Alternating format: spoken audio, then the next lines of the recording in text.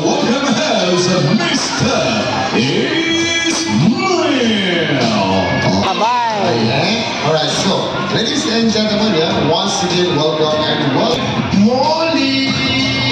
Tuan-tuan, inilah dia memeran kecil nama dia adalah Molly. And when we talk about Malaysia, actually we have 4 speed of them, and on the 4 speed we have in Malaysia, dan boleh menahan nafas mereka di dalam air lebih kurang selama setengah jam. And for your information too, for otters actually they also have a very sensitive whiskers where they can sense, they can detect the location of the with a body of a bear but a face of a cat.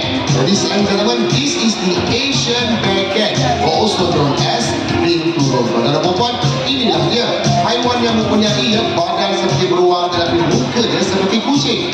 Ini adalah Asian bear cat ataupun lebih dikenali sebagai binturong. And when we talk about binturong, binturong actually they can be found in the jungle throughout the Southeast Asia, but it's very seldom for us to see them in our real life because they live very deep in the jungle. Pada perempuan, agak jarang sebenarnya kita dapat lihat mereka dalam kehidupan kita kerana mereka ini tinggal jauh sangat di pendalaman hutan ataupun di kawasan yang lebih dikenali. And female actually is finding at their body size when normally for them Mr. Mike right over there coming in with our Burmese albino python. Okay, now this is an interactive. It is very ini adalah sesi interaktif, termasuk tuan-tuan semua boleh pegang, boleh sentuh. Ular ini jangan takut, dia adalah sangat jinak. Okay, now when we talk about Burmese from Myanmar,